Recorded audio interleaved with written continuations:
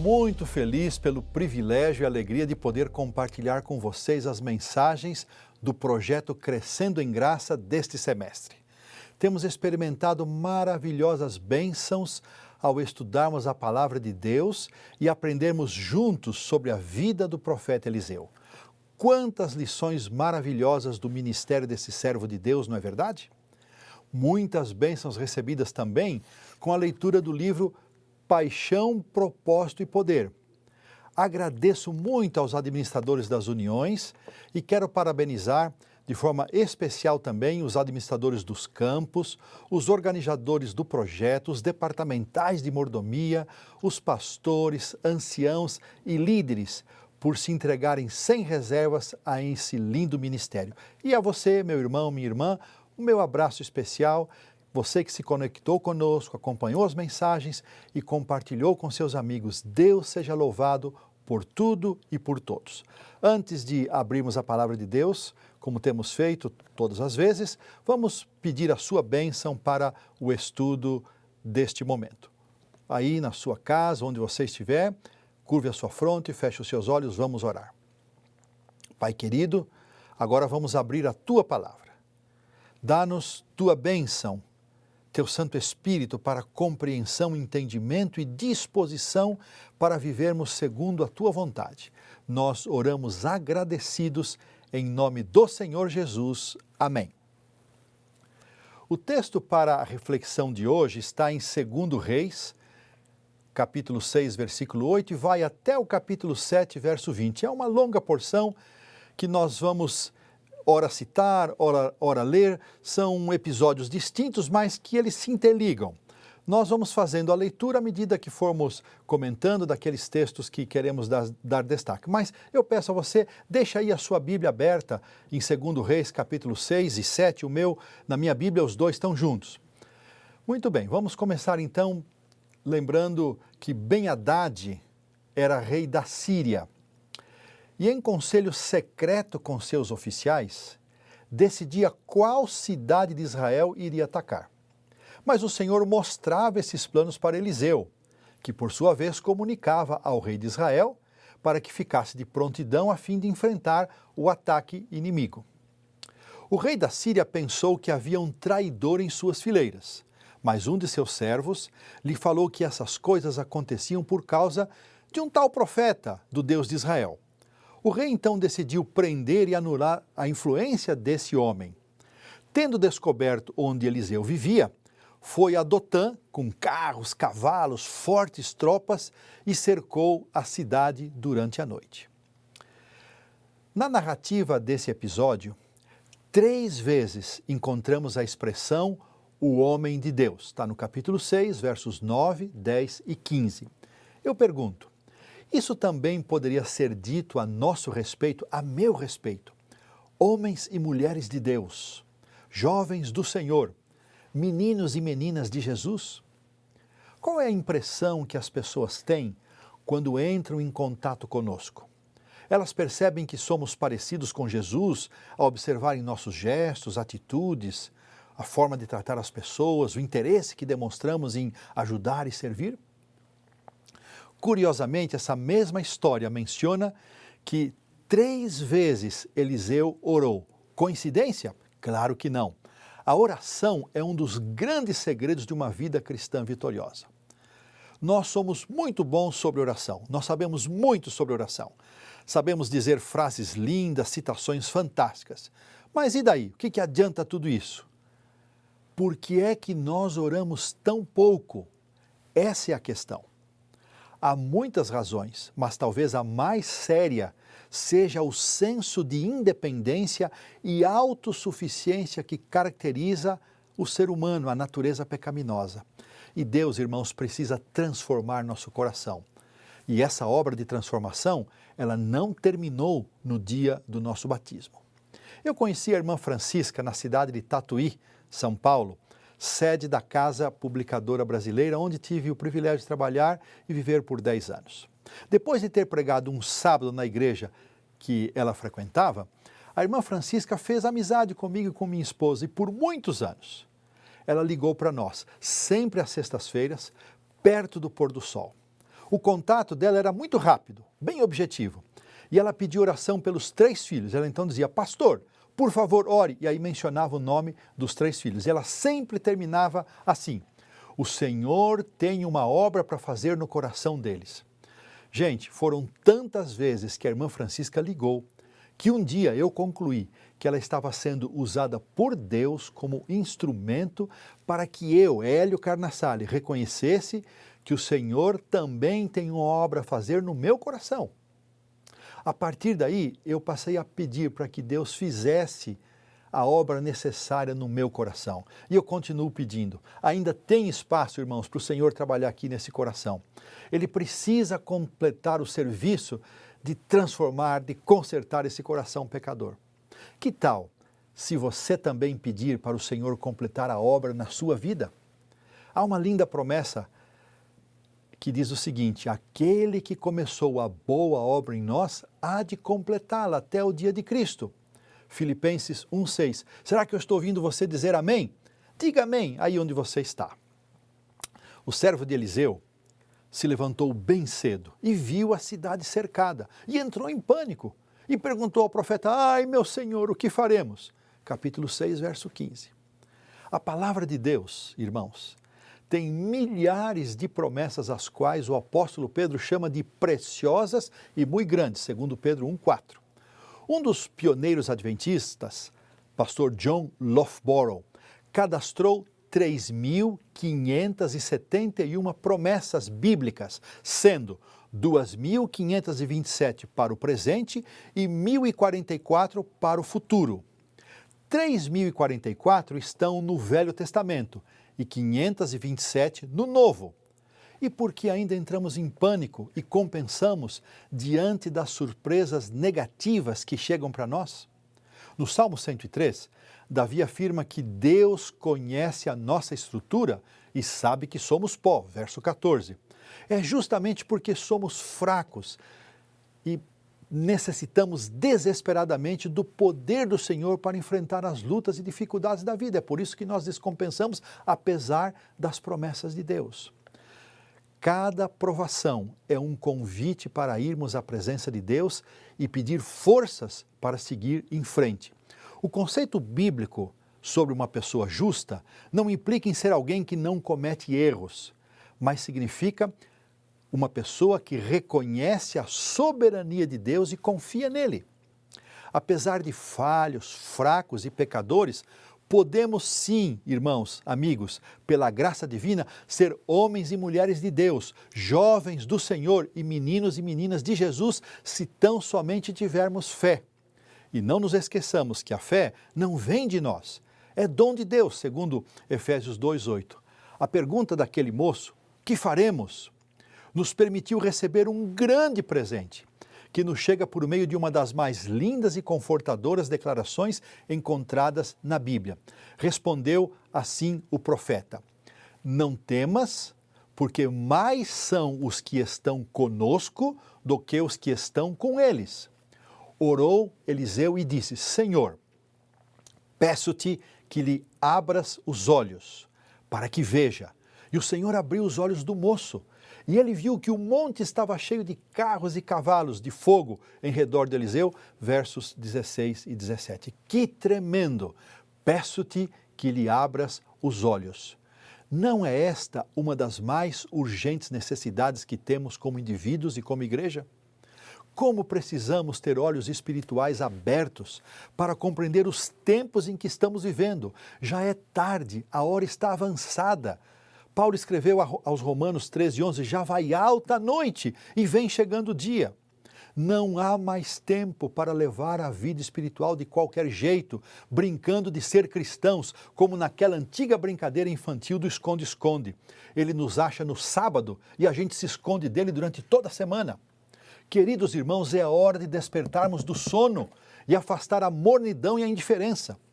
Como precisamos ter discernimento espiritual para ver com clareza as diferenças entre o falso e o verdadeiro, o mal e o bem, o certo e o errado, o santo e o profano. A linha divisória é muito tênue, sutil, irmãos, e essa mistura invadiu nossos lares, invadiu a igreja. As coisas estão meio misturadas. E as diferenças só podem ser percebidas se comprarmos da testemunha fiel e verdadeira o colírio recomendado à igreja de Laodiceia em Apocalipse 3,18, que é o símbolo do Espírito Santo. Ah, como nós precisamos do Espírito Santo! Você tem orado para receber essa bênção? Por que não pedirmos encarecidamente para que o Senhor nos batize com seu Santo Espírito? Peça essa bênção hoje e amanhã, e depois, e continue pedindo diariamente. Ouvi um amém aí de vocês, meu coração ouviu esse amém. Irmãos, veja que Eliseu não deu uma lição de moral no jovem. Ele poderia ter repreendido o moço, mas não foi isso que ele fez. Ele orou por aquele rapaz, intercedeu por ele. Muito mais do que qualquer outra coisa, nós precisamos amar nossos filhos, crianças e jovens. Precisamos rogar por eles, que é mais forte do que só pedir, interceder em favor deles. Você que é mais maduro como eu, peça a Deus para que os olhos desses rapazes e moças, desses meninos, sejam abertos para que vejam as maravilhas e as belezas de uma vida com Jesus. Quantas vezes o Senhor fala estas palavras aos seus filhos? Não temas. Na jornada da vida, o povo de Deus, com frequência, se vê em situações de medo e incerteza, mas Deus faz sua presença reconhecida e traz palavras de encorajamento e esperança. O inimigo vive cercando e sitiando o povo de Deus. Por isso também necessitamos ter os olhos abertos para discernir a realidade espiritual que nos cerca. Olhem que linda declaração fez Ellen White. Entre o servo de Deus e a multidão dos inimigos armados, estava um grupo circundante de anjos celestiais. Que lindo! Eles tinham vindo com grande poder, não para destruir, não para reclamar homenagem, mas para acampar em torno e ministrar aos desajudados e fracos servos do Senhor. Quando o povo de Deus é posto em condições de dificuldades e aparentemente não há escape para eles, somente o Senhor deve ser a sua dependência. Profetas e Reis, página 257. Será que eu estou pregando para alguém que se sente cercado, sitiado pelas circunstâncias, tentações, perdas, provações e precisa urgentemente de uma saída? Quando um filho de Deus é cercado por inimigos, sempre pode estar seguro de que a força a seu lado é infinitamente maior do que a do inimigo. Você precisa de um milagre de livramento hoje? Eu estou falando com você, meu irmão, que está se sentindo assim, sitiado. Tenha certeza de que Deus está ao seu lado e mostrará a saída. Gosto desse pensamento de Ellen White, do livro A Ciência do Bom Viver. Nosso Pai Celeste tem 1000 maneiras de nos prover as necessidades das quais nada sabemos. Página 481. Espera no Senhor, meu irmão, confia nele e ele vai surpreender você. Eliseu orou ao Senhor para que os soldados sírios fossem feridos de cegueira e assim aconteceu. Em seguida, foram conduzidos pelo próprio profeta até Samaria, um trajeto de aproximadamente 16 quilômetros, de Dotã a Samaria. Ao chegarem, Eliseu orou novamente e pediu ao Senhor que a visão deles fosse restabelecida, e só aí que se deram conta de onde estavam. Então o rei de Israel, Jorão, perguntou se deveria ferir aqueles soldados. E a surpreendente resposta dada pelo profeta ao rei foi que ele deveria alimentá-los. E assim aconteceu. O verso 23 registra que depois disso não houve mais investidas da Síria contra Israel. Essa é a chamada tática da misericórdia. Lembremos, queridos, que a vingança pertence ao Senhor. Romanos 12, 19, e nós temos que deixar tudo nas mãos de Deus e não resolver as coisas com as nossas próprias mãos. A história de 2 Reis continua contando que, passados muitos dias, o rei da Síria voltou a perturbar o povo de Israel. Só que dessa vez, eles não atacaram as áreas da fronteira entre os dois reinos. Eles cercaram a capital de Israel, a cidade de Samaria. O resultado desse cerco foi uma grande fome, a ponto de comerem carne de jumento, que era um animal imundo. Vamos ler agora o verso 25. Houve grande fome em Samaria. E eis que a sitiaram a ponto de se vender a cabeça de um jumento por 80 siclos de prata e um pouco de esterco de pombas por 50 ciclos de prata. Que desespero! Um ciclo pesava 11 gramas. Isso significa que a cabeça de um jumento estava sendo vendida por quase 1 quilo de prata, os 80 ciclos, e meio litro de esterco de pomba por 60 gramas de prata, 5 ciclos. Que desgraça! Um dia o rei Jorão, que era filho de Acabe e Jezabel, estava caminhando pelo muro, e os muros daquele tempo permitiam isso, quando foi chamado por uma mulher pedindo ajuda. Ele respondeu: se o Senhor não te acode, como acudirei eu? Capítulo 6, verso 27. Uma mistura aí de incredulidade, sarcasmo, ironia, mas finalmente ele perguntou o que ela queria. Acompanhem o que aconteceu em seguida. Diz o texto: perguntou-lhe o rei: que tens? Respondeu ela: esta mulher me disse, dá teu filho para que hoje o comamos e amanhã comeremos o meu. Cozemos, pois, o meu filho, e o comemos.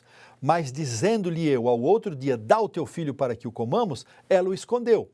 Tendo o rei ouvido as palavras da mulher, rasgou as vestes quando passeava pelo muro. O povo olhou e viu que trazia pano de saco por dentro, sobre a pele. Disse o rei: assim me faça Deus o que bem lhe aprouver, se a cabeça de Eliseu, filho de Safate, lhe ficar hoje sobre os ombros. Capítulo 6, versos 28 a 32. Que relato triste!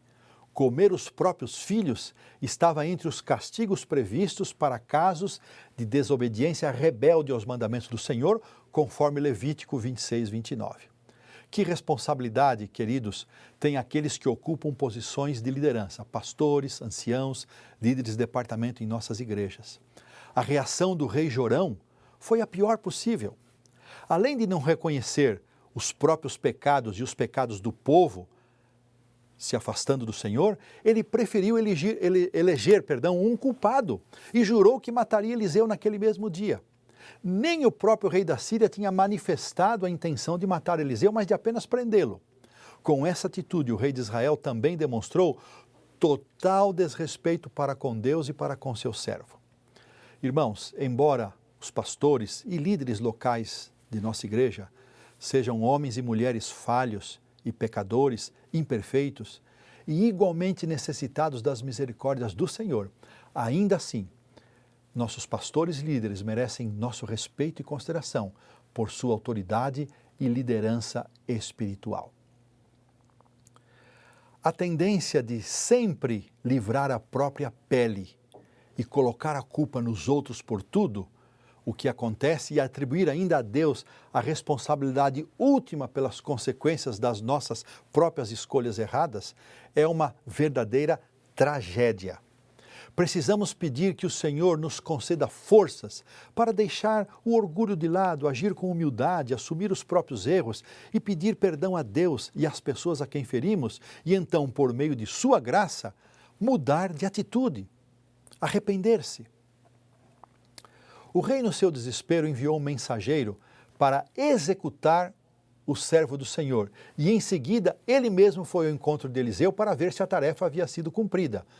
E mais uma vez, ele atribuiu a Deus a causa de tudo o que estava acontecendo, conforme lemos no capítulo 6, verso 33.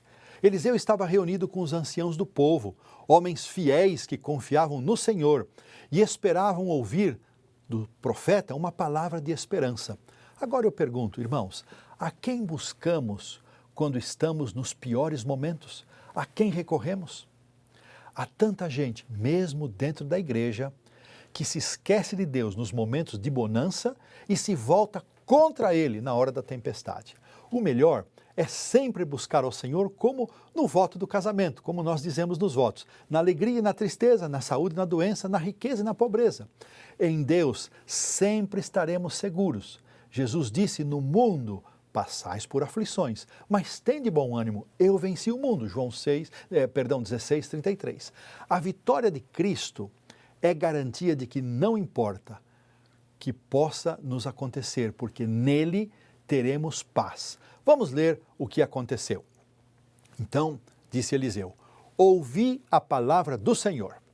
Amanhã, a estas horas, mais ou menos, dar-se-á um alqueire de flor de farinha por um ciclo e 2 de cevada por um ciclo, à porta de Samaria. Porém, o capitão a cujo braço o rei se apoiava, respondeu ao homem de Deus: ainda que o Senhor fizesse janelas no céu, poderia suceder isso? Disse o profeta: eis que tu o verás com teus olhos, porém disso não comerás. Segundo Reis 7, 1 e 2. Vamos entender a profecia de Eliseu. Um alqueire equivalia a 7 quilos, e 2 alqueires, lógico, 14 quilos. Essa quantidade de farinha e de cevada seriam vendidas por um ciclo cada. Só para lembrar que meio litro de esterco de pombo estava sendo vendido por 5 ciclos e a cabeça de um jumento por 80 ciclos. Ou seja, a profecia era de que haveria muito mais por muito menos. A reação do capitão em duvidar da palavra do profeta, que era um representante de Deus, e, portanto, com isso ele assumiu uma atitude de desprezo para com o próprio Deus. Observem a expressão que ele usou. Ainda que o Senhor fizesse janelas no céu, poderia suceder isso? Onde encontramos na Bíblia uma expressão semelhante? Você sabe, mas vamos recordar. Trazei todos os dízimos à casa do tesouro, para que haja mantimento na minha casa. Provai-me nisto, diz o Senhor dos Exércitos, se eu não abrir as janelas do céu e não derramar sobre vós bênção sem medida. Malaquias 3:10. Queridos, antes de condenar e criticar o capitão, cabe perguntar: como nós reagimos diante das promessas de Deus em tempos de dificuldades? Que atitude temos para com o que Deus pede e orienta em sua palavra? Cremos e aceitamos a palavra profética? O preceito bíblico é muito claro, como foi clara a palavra de Eliseu. Cabe a cada um aceitar ou não. O Senhor nos ordena expressamente a trazer os dízimos à casa do tesouro e nos garante que as bênçãos virão em abundância. Temos nós sido fiéis na devolução do dízimo e no apresentar ofertas? Hoje eu quero fazer um chamado para renovarmos a nossa fidelidade com Deus, meus irmãos. Deus tem bênçãos reservadas para nós, mas mais do que isso, Deus deseja o reconhecimento de nossa soberania, o reconhecimento que nós o conhecemos como soberano, como Deus de todas as coisas. Enquanto isso, do lado de fora da cidade, 4 leprosos estavam próximos à porta e começaram a pensar nas perspectivas da vida. As coisas estavam muito ruins para o lado deles. Se entrassem na cidade, o que não poderia acontecer porque eram leprosos, não teriam comida. Se ficassem ali parados, morreriam de fome. Restava uma alternativa e muito arriscada: ir ao acampamento do exército sírio e contar com a misericórdia dos inimigos, o que era praticamente impossível. A morte era o destino certo, era o pior que lhes poderia acontecer em todas as hipóteses. Ao cair da noite, eles foram ao acampamento dos sírios. Quando lá chegaram, não havia ninguém. O verso 7 do capítulo 7 nos diz que o Senhor fizera ouvir no arraial dos sírios ruído de carros e de cavalos, e o ruído de um grande exército, e os inimigos fugiram às pressas, deixando tudo para trás. Os leprosos entraram numa tenda, comeram, beberam, tomaram prata, ouro, vestes, e depois entraram em outra tenda para tomar mais alguma coisa.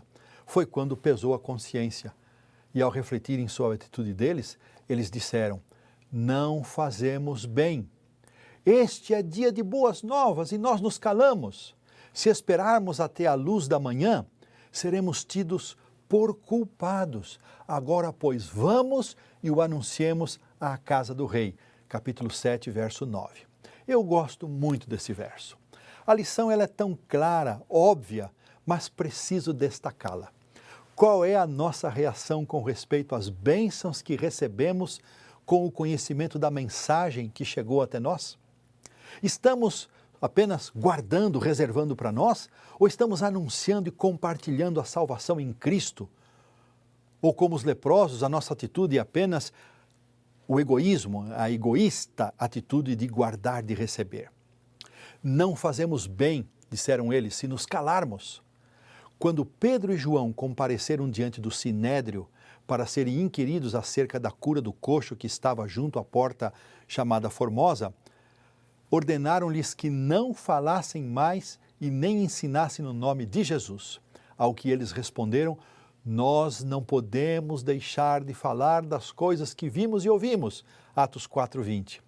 Irmãos, quando estivermos tão plenos de Cristo, também não poderemos deixar de testemunhar, de falar daquilo que está em nosso coração. Era noite ainda, quando os leprosos voltaram para a cidade e contaram o que estava acontecendo. O rei, a princípio, duvidou, imaginando tratar-se de uma estratégia militar dos sírios para enganá-los, mas um de seus servos o aconselhou a verificar o que estava acontecendo, e assim fizeram. Então, confirmaram a versão dos leprosos, pois o acampamento estava realmente completamente abandonado e por um longo trecho não havia vestígio dos inimigos. Quando a notícia se espalhou, o povo saiu em disparada para saquear o despojo.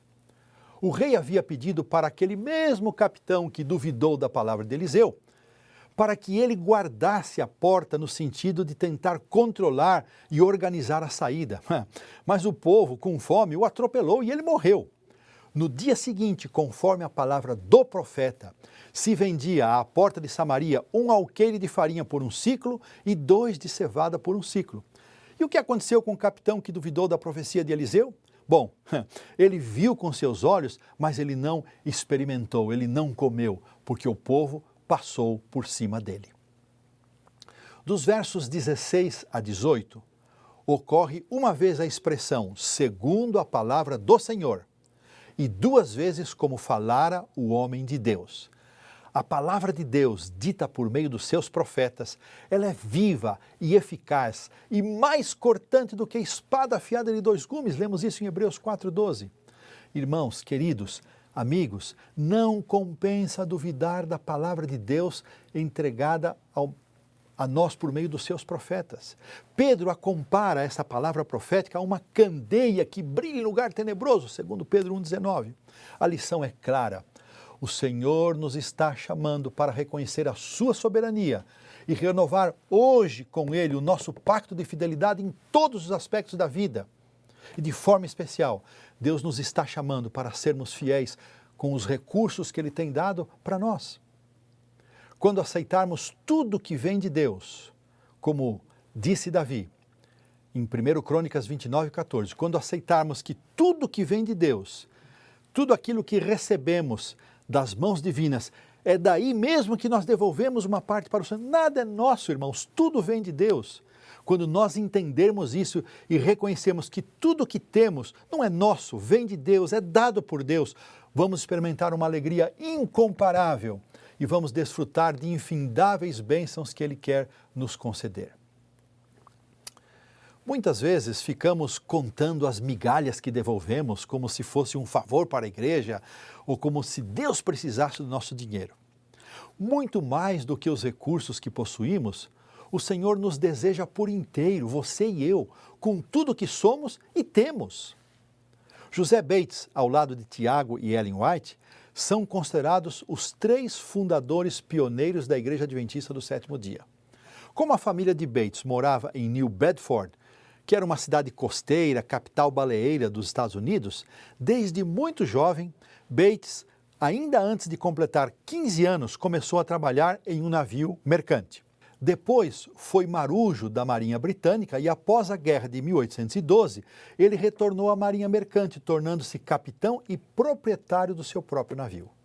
Era um homem de caráter firme, fiel aos princípios cristãos e adepto da abstinência de álcool e fumo. Em 1839, ele aceitou os ensinamentos de Guilherme Miller, cumprindo um importante papel no movimento millerita. O livro Paixão, Propósito e Poder conta uma parte de sua história do capitão Bates, José Bates, no capítulo 2. E eu vou contar alguma coisa dele aqui. No início de 1844, Bates vendeu sua casa por $4.550, com o objetivo de custear suas viagens e despesas na pregação da mensagem da volta de Jesus. Certa feita, ele viajou cerca de 1.000 quilômetros em meio ao rigoroso inverno norte-americano, enfrentando ameaças contra a própria vida e sob condições muito precárias. Na última noite das reuniões em Kent Island, às margens da Baía de Chesapeake, ele e o seu companheiro Herman Gurney foram avisados de que um grupo que estava num bar estava se preparando para matá-los. Diante de um auditório ávido por ouvir a mensagem divina, Bates e seu companheiro pregaram sem temor pela própria vida. E antes que Bates terminasse de apresentar sua mensagem, um homem começou a denunciar a doutrina do advento de forma violenta e se dizia capaz de acabar com ela em menos de 10 minutos. Bates concordou em ouvi-lo, de forma educada, e em poucos instantes, aquele homem estava confuso e perdido. A resposta de Bates demonstrava sua fé sem reservas em Deus e seu compromisso com a pregação do Evangelho. Que resposta ele deu? Disse o seguinte àquele homem: não pense que viajamos quase 1.000 quilômetros pela neve e pelo gelo, pagando tudo do nosso próprio bolso, a fim de lhes apresentar o clamor da meia-noite, sem antes parar para avaliar o preço. E agora, se o Senhor não quiser que façamos mais nada, de bom grado, permaneceremos no fundo da Baía de Chesapeake até ele voltar. Mas, se Deus tiver mais trabalho para realizarmos, vocês não poderão nos tocar. Além disso, Bates estava muito feliz por empregar seus recursos e custear todas as suas despesas naquela viagem missionária. Veja, irmãos, que a preocupação não era ser apenas fiel no dízimo, nas ofertas, era dar tudo para o Senhor. E hoje nós estamos chamando vocês a um apelo, mais uma vez, para que renovem o seu pacto de fidelidade com Deus, para serem fiéis na devolução do dízimo e das ofertas. Há muitas histórias interessantes como Deus supriu as necessidades da família Bates. Um dia, sua esposa lhe disse que não havia mais farinha em casa. Com os poucos centavos que possuía, saiu e voltou com apenas 2 quilos de farinha para espanto da sua esposa. Quando ela soube que ele havia gastado os últimos centavos e que não tinha mais dinheiro, ela começou a chorar e perguntar o que seria deles. Ele apenas respondeu que Deus proveria tudo aquilo que fosse necessário. Logo depois, Bates sentiu-se impressionado a ir ao correio. E ao chegar, soube que havia uma carta para ele, mas tinha que pagar para retirá-la. Como não admitia ficar devendo, disse que voltaria depois quando tivesse o recurso para pagar pela postagem. Mas o agente dos correios o convenceu a abrir e, para sua surpresa, dentro do envelope havia $10 e um bilhete do doador dizendo que ele havia sido impressionado a enviar aquela quantia para o irmão Bates. Bates foi ao armazém, fez uma boa compra e pediu para entregar em sua casa. E ainda advertiu o rapaz, dizendo que a mulher que iria receber, sua esposa, insistiria em dizer que não era para eles. Ao chegar em casa, Bates contou para a esposa o que havia acontecido e nunca mais ela duvidou dos cuidados de Deus. Irmãos, vale a pena ser fiel ao Senhor. Bates conheceu o casal White em agosto de 1846. Pouco antes deles se casarem. Ao compartilhar com eles a mensagem do sábado, Tiago e Ellen não aceitaram. Quando receberam um livro que ele havia escrito acerca do tema do sábado, o casal White não resistiu mais. Bates também logo aceitaria a manifestação moderna do dom profético manifestada na vida de Ellen White. E assim juntos, Bates, Tiago e Ellen foram os grandes baluartes na história do Adventismo. O que nós vimos nesta mensagem? Que nós podemos sim ser homens e mulheres de Deus, jovens do Senhor e meninos e meninas de Jesus, mas precisamos orar muito mais do que temos feito. Não adianta saber lindas frases, precisamos orar. Deus ainda tem uma obra a fazer no nosso coração. Ele precisa completar o trabalho que começou. E quando o inimigo nos cerca, não nos esqueçamos das muitas promessas de Deus. Ele quer nos livrar. Porque mais são os que estão conosco do que aqueles que são contra nós. Nossos olhos precisam ser abertos. Por isso, vamos pedir pelo Espírito Santo. Precisamos reconhecer que já é tarde, a hora está avançada. Não dá mais para brincar de ser cristão. Nós precisamos amar nossos filhos, nossos jovens, nossas crianças. Temos que rogar e interceder por eles. E ao invés de culpar os outros por nossos erros, vamos assumir nossas faltas e pedir bênção do céu para mudar. A vingança, quando formos atingidos, pertence ao Senhor. Nossos líderes são homens e mulheres de responsabilidade. Vamos orar por eles. E, finalmente, estamos sendo fiéis nos dízimos e experimentando as bênçãos que Ele nos prometeu. Se não formos fiéis nos dízimos e ofertas, deixaremos de usufruir as bênçãos como aquele capitão deixou de usufruir do despojo. E, queridos, não fazemos bem se nos calarmos. Não podemos deixar de falar. A segura palavra profética nunca falha. Qual a nossa resposta diante do chamado de Deus para uma entrega total de tudo que somos e temos? E o impressionante exemplo de Bates nos convida mais uma vez a entregar tudo ao Senhor. Que Deus nos abençoe.